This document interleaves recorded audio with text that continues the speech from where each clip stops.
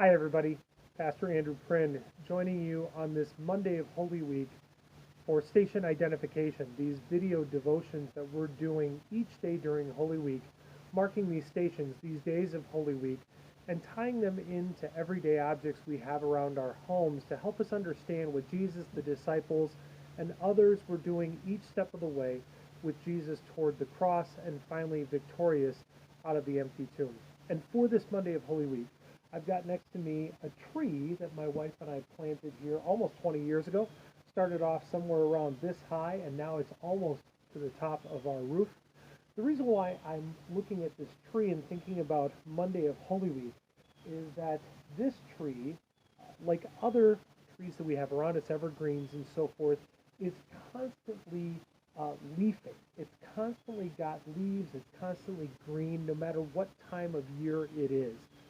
The thing about this tree, though, is that while it constantly is in leaf, it doesn't have any fruit whatsoever. It doesn't have berries. It doesn't seem to have seeds.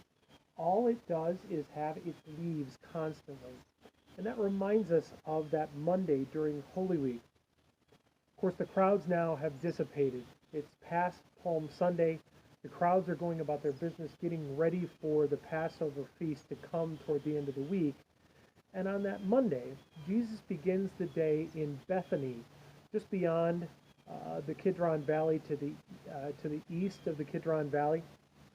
And he heads into Jerusalem, where ultimately on Monday he's going to turn over the money changing tables. But before he gets there, he does something that we don't oftentimes talk about during Holy Week. And Mark tells us that Jesus is hungry as he heads into Jerusalem, and he sees a fig tree, and he goes to see if the fig tree has any fruit. Now, Mark is clear to tell us that it's not time for fig trees to be offering fruit yet. But when Jesus goes to the fig tree, even though it's got leaves all over it, he goes and he sees that it doesn't have any fruit to offer. And Jesus does something quite surprising. He curses the fig tree. And as we find out later on, the next day, in fact, when the disciples and Jesus are walking past that same tree, that tree has withered up. And so what is going on here?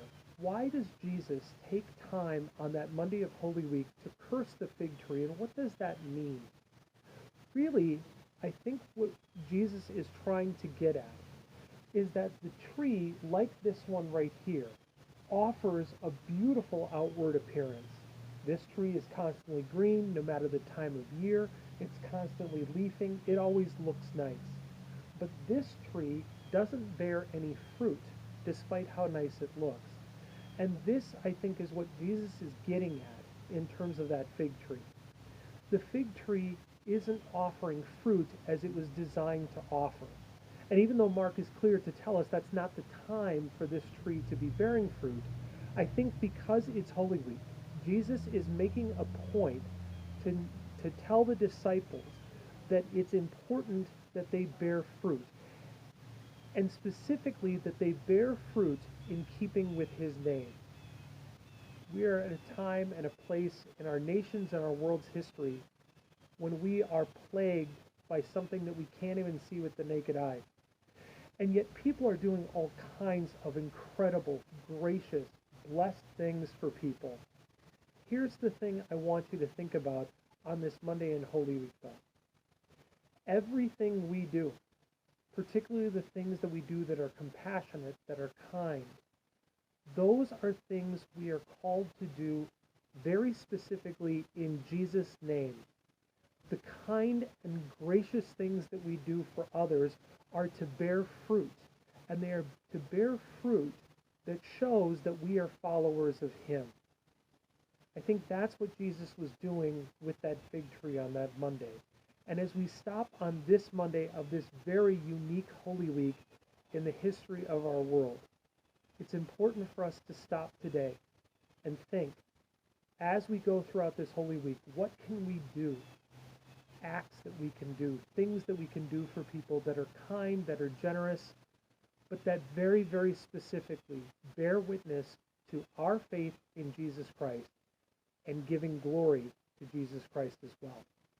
look forward to joining you tomorrow as we continue with this video devotion series. God bless you.